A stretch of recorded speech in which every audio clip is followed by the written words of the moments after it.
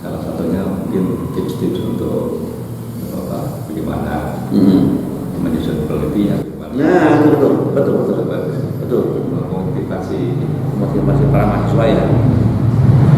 Bagaimana bisa ada desa yang Itu kuantitatif. Kalau kuantitatif itu tidak ada hipotesa. Jadi di situ berdasarkan pengamatan, hubungan.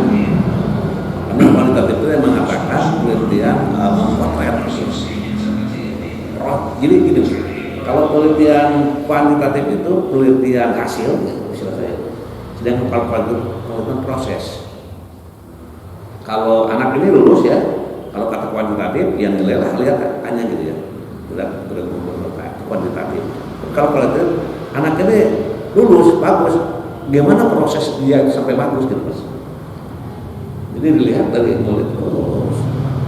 Ini di perguruan tinggi sekarang ya, itu untuk S2 3 itu didorong ke kualitatif.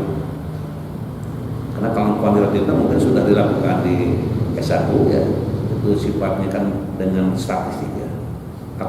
Akurasinya itu kan akuratisasinya itu dengan statistik.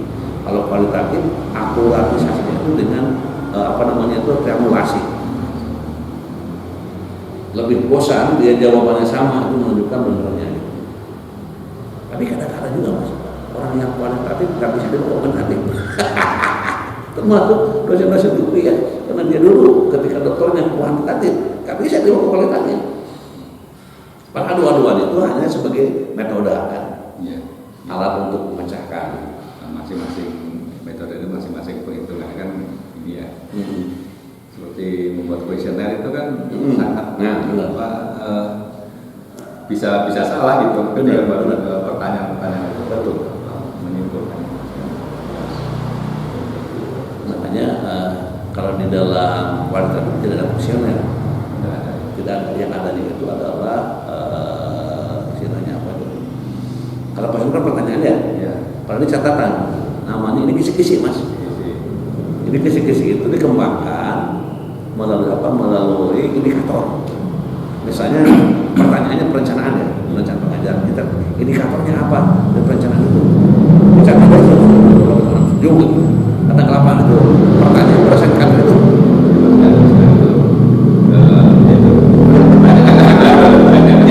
Kalau ini kan kuesioner yang dipakai saya gini, kalau kuantitatif itu pertanyaan sudah akan baru buat lagi mas. Kalau buat 100 ya sudah 100. Orang di situ sudah panggungnya sudah selesai. Tapi kalau kualitatif itu tidak begitu, pertanyaan bisa berkembang. Ini pak, kira-kira saya di kualitatif kuantitatif, tidak gitu. Gimana masalahnya? Kalau hubungan, gitu ya, hubungan, perbandingan, gitu ya, itu pasti kuantitatif. Tapi kalau analisis tentang lingkungan yang kotor, gitu ya, itu kalau kualitatif itu dilihat.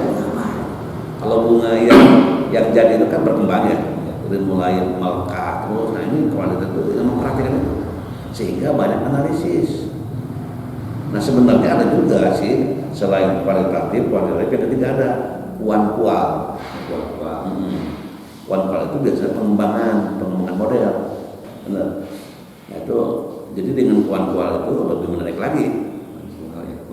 Kualitatif kuantitatif itu digabungkan. Nah, kalau dia mencari dananya, datanya mungkin kuantitatif. Ketika menganalisis dia kualitatif. Lebih banyak penjelasan.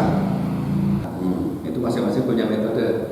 Yang sering agak blunder itu yang sosial itu. Karena kalau tidak menguasai sekali, itu ya jadi bahan ini sama ini evaluatornya. Seperti begini ya, ada anak kemarin. Ini pak katanya hasilnya itu seperti ini, anak ini.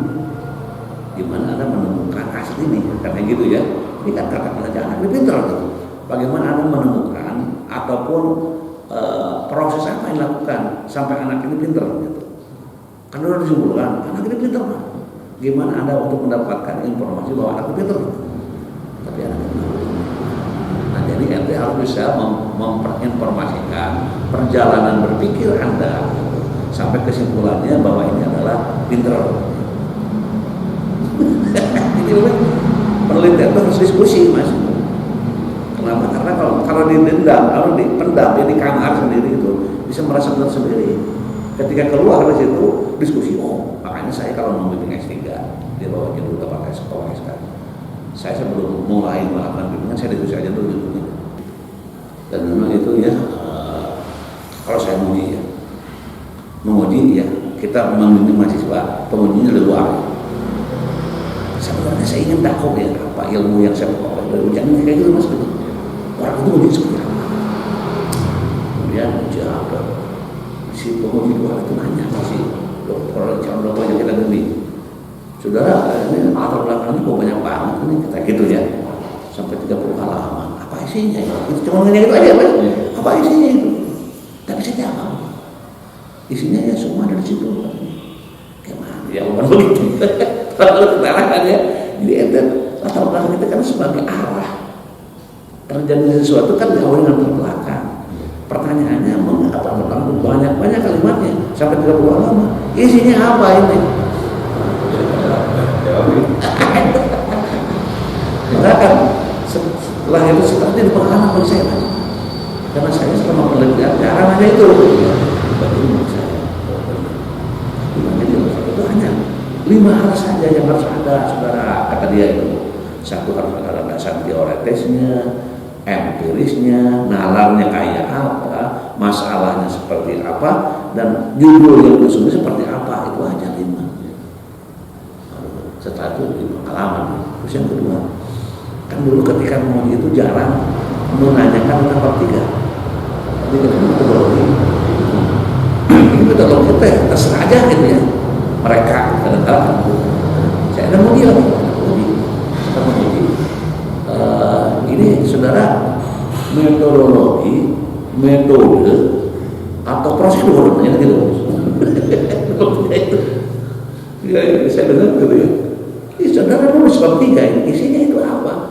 Apakah ini metodologi atau metode atau prosedur? Gunakan dijawab. Iya, kalau metodologi kan ilmu ya, ilmu penelitian. Ya, metodologinya. Itu namanya makalah. Sedangkan di bab 3 itu bukan makalah, harus metode. Metode itu proses. Bagaimana saudara melakukan penelitian? Ungkap di situ. Nah setelah itu tarik lagi ke atas dan karena metode itu prosedur. Prosedur kan lebih mudah, lebih vulgar ya.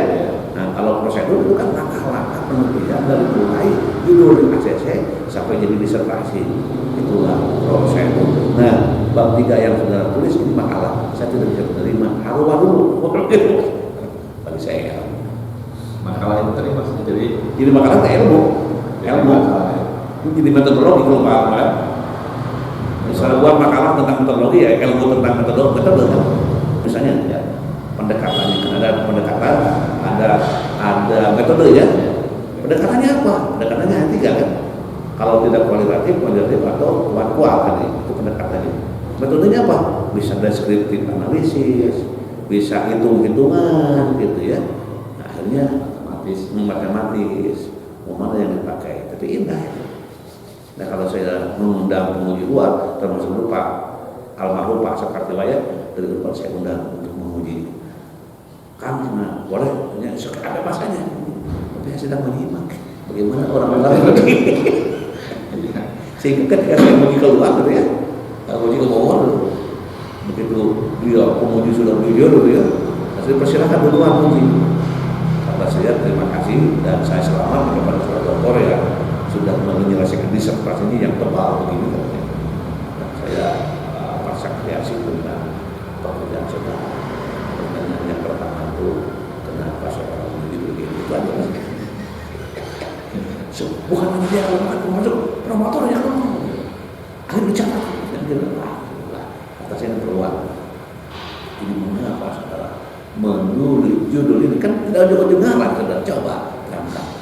Ternyata ini pembimbingnya mengarahkan ke situ. Dia ngomongnya kemana-mana. Kata saya itu hal. Kalau saya kuliah S3 ya, kan disuruh membuat latar belakang. Coba buat latar belakang. Dia buat latar belakang. Setelah itu saya terima itu hasilnya. Saya cek. Ada di 25 salon doktor yang membuat latar belakang semuanya salah. Udah selamat baru kan? Nah silakan catatannya lihat di catatan saya. Minggu depan harus selesai. Itu mendidik bagus. Walaupun si orang yang malas gak senang. Orang yang malas gak senang gitu itulah. Jadi orang yang berpikir